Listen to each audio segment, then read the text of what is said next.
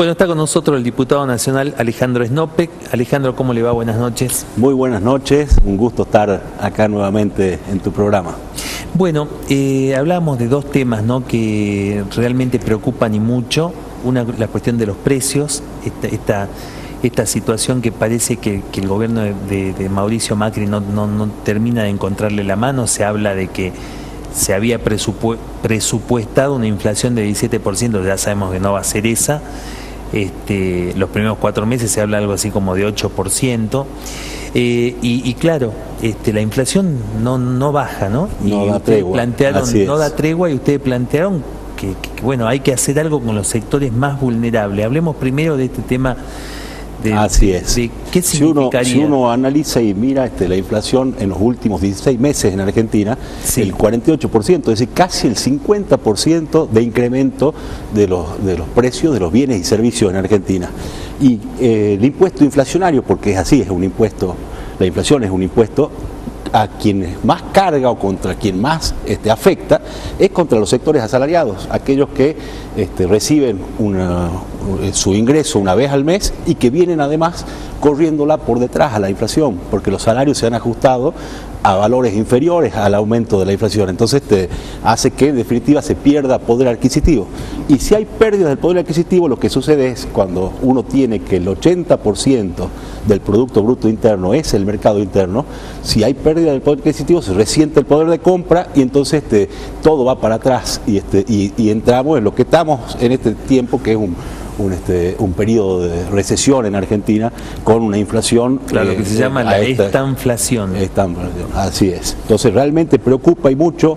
Nosotros desde el Frente Renovador con Sergio Massa hemos presentado la propuesta de sobre todo en lo que hace a los productos básicos de la canasta alimentaria, hacer una eliminación del impuesto al valor agregado, sobre todo 11 productos que componen la canasta básica, empezando por el pan, por la harina, el trigo, los fideos, el arroz, aceite, los huevos, el aceite. Así es, la yerba mate, las cosas que necesita una familia tipo para poder alimentarse, que es lo básico, digamos, poder darle el sustento alimentario a sus hijos. La idea es el 100% de la carga impositiva o bajarlo. Sí, la idea es un 100% del impuesto al valor agregado, que es el impuesto más regresivo, porque lo pagan cuando uno analiza. Primero, que es el impuesto que más se recauda en el orden nacional. O sea, cuando uno ve la composición del ingreso nacional, el impuesto al valor agregado es lo que más se recauda, pero es el más regresivo de los impuestos, porque al pagarlo en igual proporción, tanto quienes tienen muchos ingresos como los que tienen poco, entonces repercute mucho más respecto al porcentaje de los ingresos de cada uno, repercute más en quienes tienen menos ingresos. Entonces, en el tema de los productos de la canasta básica, lo que planteamos es la eliminación y además pedirle a las provincias y pedirle a los municipios que adhieran al proyecto de ley de tal manera que se pueda lograr una reducción del aproximadamente 30%, que es lo que se estudió, que reducirían los precios de la canasta básica si se aplica ya esta medida, y además un control y un sistema de monitoreo de los precios. Y a las arcas nacionales, ¿cómo afectaría? ¿No? Claro, porque acá el punto es, sabemos que a la corta o a la larga el país tiene que ir a una reducción del déficit fiscal. O sea, así es. Lamentablemente yo escucho economistas de izquierda, de derecha, está bien, obviamente los sectores más progresistas dicen, bueno, no bajar el déficit, pero evidentemente el déficit fiscal es muy grande en la Argentina. Mirá, y si se financia el déficit con endeudamiento, esa historia ya la hemos visto, no va a terminar bien. Es lo que viene sucediendo. Es lo que está sucediendo, por eso decimos. Gobernar significa fijar prioridades. Eso significa gobernar, fijar prioridades, es decir, qué es lo que es prioritario respecto de otras cosas. Bien. O sea, el costo fiscal, porque es lo que apunta, digamos, el oficialismo. Esta semana hubieron algunas reuniones donde se estuvo conversando y el oficialismo no está dispuesto a tratar esta medida. Y el costo fiscal es entre 10 y 14 mil millones de pesos. Cuando uno analiza el presupuesto del 2017, el que aprobamos, está puesto en el presupuesto, por ejemplo, la devolución del 5% del IVA a las compras de débitos. Sí. ¿Se acuerda que uno iba al supermercado con una tarjeta de débito, pasaba y le llegaba al mes siguiente la devolución del 5%? Bueno, esto por decreto lo eliminó el Ejecutivo.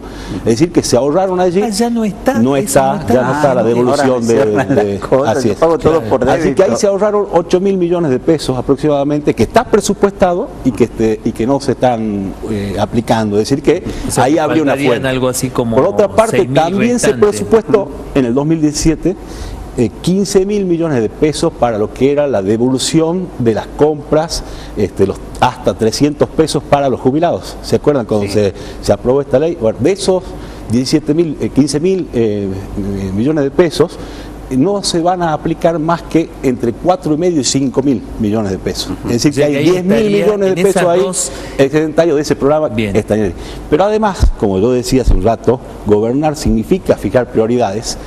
Si, por ejemplo, se ejecutara conforme los pliegos la obra del soterramiento del Sarmiento, que está insumiendo 45.000 millones de pesos, que es una obra para la capital federal, y cuyo pliego decía que la empresa que ganaba la licitación tenía que conseguir el financiamiento externo, que además lo iban a pagar con años de concesión del servicio, una serie de cosas, es decir, quienes lo usan al servicio, que son quienes viven en la capital federal y alrededores, y no el conjunto de los argentinos. Y sin embargo, por decreto se puso para que salga de las arcas del conjunto de los argentinos el financiamiento de esa obra. Los 45.000 millones. Los 45.000 millones, es decir, que si una parte de eso se aplicara a este programa de reducción de los alimentos, del IVA de los alimentos para el conjunto de los argentinos, se podría financiar tranquilamente. Además, otra cuestión más, cuando uno analiza un programa como este en el mediano y largo plazo, yo les decía que el 80% del mercado interno, del Producto Bruto Interno es el mercado interno. Uno analiza la evolución de la curva de recaudación y si dinamiza el mercado interno, pronto, porque esos recursos, cuando uno en definitiva lo que hace es darle recursos a las familias, cuando uno una familia tipo, un trabajador, tendría aproximadamente entre 800 a 1.000 pesos más de recursos para poder gastar en otra cosa, porque tendría cubierto por estos recursos el valor de los alimentos. O sea, y esos recursos va al consumo, necesariamente va al consumo y reactiva la economía. Entonces, o sea que estos 11 alimentos bajarían drásticamente su precio. Sí, digamos, siempre y cuando haya en forma paralela todo un sistema de control y monitoreo, que es también lo que provee la propia ley, prevé que sea así. Y sí, digamos, otros países del mundo lo llevan a cabo y lo hacen. Claro que si uno pone el secretario de Comercio, si uno pone el zorro a cuidar las gallinas, es muy difícil realizarlo. Si uno pone el secretario de Comercio a un supermercadista, muy difícilmente tenga vocación de hacer un sistema de monitoreo y control de precios, porque en muchos casos son justamente los supermercadistas los que están, o los sectores intermediarios, los que están llevando gran parte. La vieja historia de los intermediarios. Una vieja historia que se está profundizando cuando uno la analiza en los últimos tiempos. CAME, la Cámara Argentina de la Mediana Empresa, hace una evaluación de lo que son las economías regionales, el valor de lo que sale el costo de producción y cuánto recibe un productor cuando vende un producto en su campo, la manzana, las peras, los limones, o muchos productos de lo que son las economías regionales, y cuánto lo termina comprando un vecino en las góndolas. Esa enorme diferencia, que a veces se traduce hasta en 10 veces, así es. En definitiva lo que se está llevando los sectores comerciales, que están, en definitiva, que si no los controla nadie, evidentemente no está funcionando, digamos, porque no hay un sistema de control. O sea, el sistema de control y monitoreo de precios lo que hace es poner en cabeza de la Asociación de Consumidores para que además se evalúe justamente los componentes y los costos de la cadena de valor, no de todos los productos, de los productos que son básicos para que las familias puedan alimentarse en Argentina.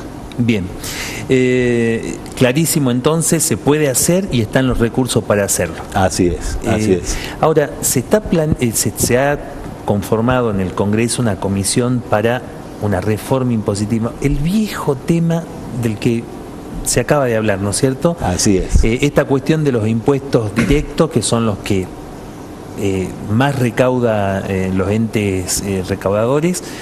Siempre se da el ejemplo, cuando uno va y compra cualquier bien de esto que se compra en el supermercado, yo pago el mismo impuesto que si va a comprarlo a Malita Fortabat, el viejo ejemplo que se daba, ¿no?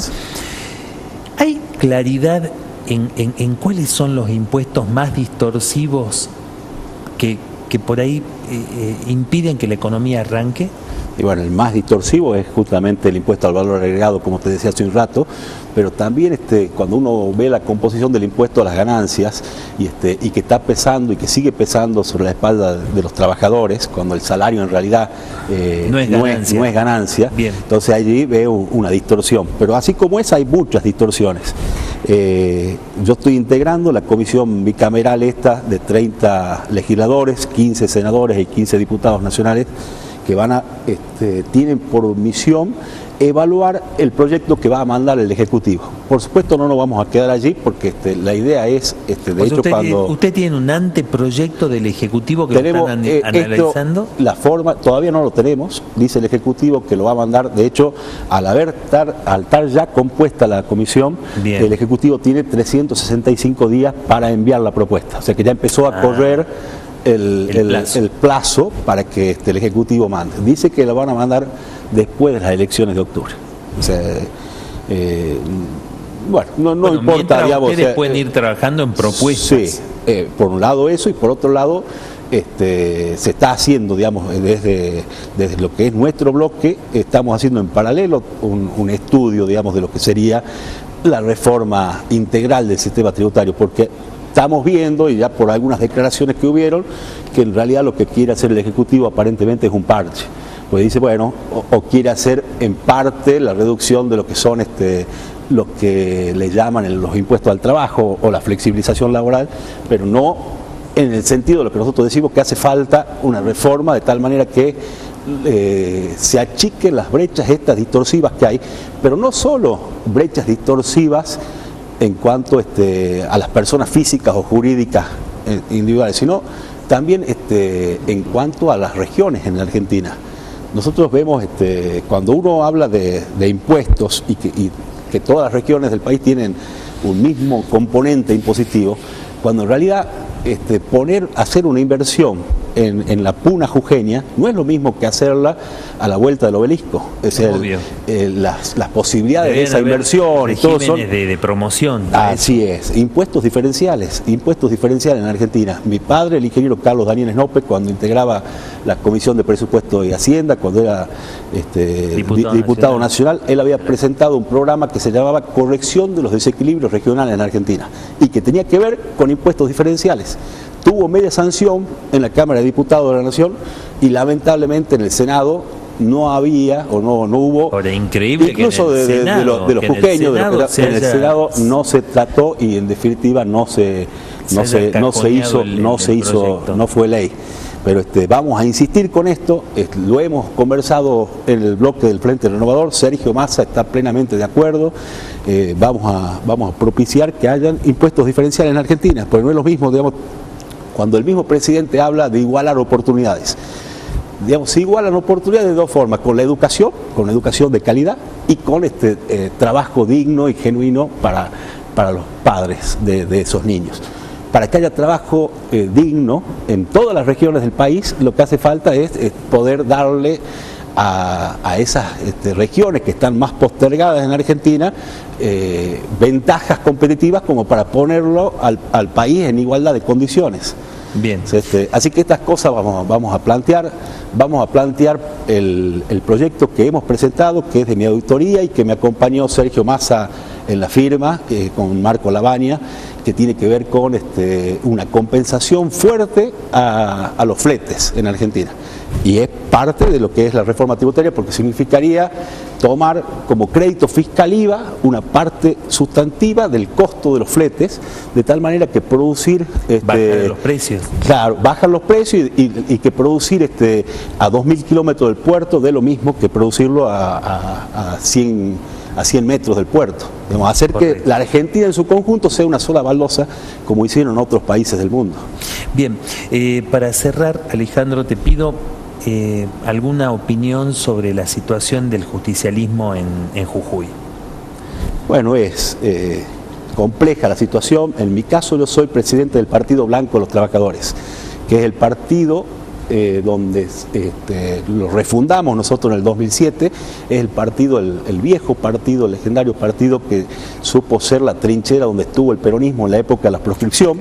Nosotros hemos sido proscriptos en el Partido Justicialista conducido por el anterior gobierno, por el felnerismo en la provincia, y por eso hemos refundado el Partido Blanco de los Trabajadores. Sí aspiramos, porque nosotros somos peronistas, somos justicialistas, a que tengamos en el futuro un partido justicialista en la provincia que sea con los mismos valores que supo ser en el pasado, donde había formación de cuadros, jóvenes que se formaban en el partido y además formación de ideas y de proyectos. Era una usina de proyectos y de ideas el Partido Justicialista, cosa que dejó de ser durante los 15 o 20 años que tuvo el felnerismo a cargo del partido, que en realidad nunca han sido peronistas. De hecho, el anterior gobernador dijo: no fui ni seré jamás peronista, y conducía el Partido Justicialista a nivel provincial y nacional. ¿Recuerdan eso? Y porque lo dijo además cuando no era un chico, no era un pibe, ya tenía más o menos la edad mía de ahora,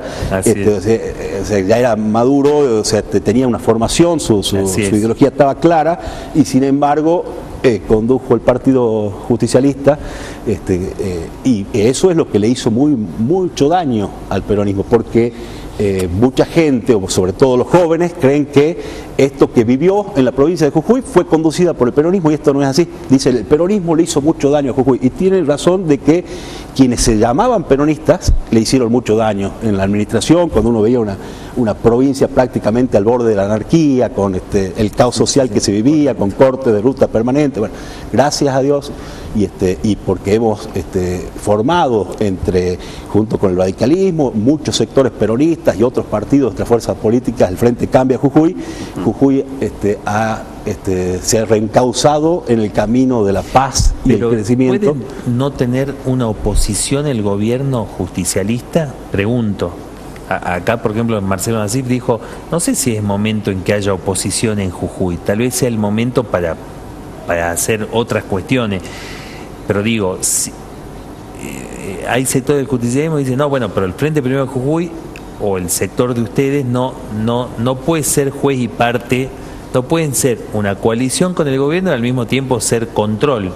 Claramente no podía haber lo que había antes, que era un caos, y eran un gobierno paralelo en la provincia de Jujuy. Estamos de acuerdo. Jujuy necesita un periodo muy largo de que el conjunto de los jujeños nos podamos trabajar respecto de nuestra patria chica, priorizando las cosas que le importan a Jujuy, y que no le importa ya a los jujeños si las buenas ideas vienen del radicalismo, vienen del peronismo, vienen del socialismo, de lo que fuese. Cuando se trata de Jujuy, todos tenemos que priorizar la patria chica. Cuando se trata de, por ejemplo, presentar impuestos diferenciales en Argentina, tenemos que estar todos los jujeños, vengan donde vengan. Entonces, cuando se habla de si oposición o no oposición, en el orden nacional nosotros decimos siempre que somos una oposición constructiva, y eso aspiramos a que cualquiera pueda hacerlo, sea parte o no del gobierno de la provincia. Nosotros somos parte del gobierno de la provincia. En el caso del Partido Blanco de los Trabajadores hemos conformado el Frente Cambia Jujuy, que es quien está gobernando en Jujuy. Bien. Sin embargo, si hay cuestiones que vemos que no están funcionando, las decimos tanto adentro como afuera o en cualquier parte.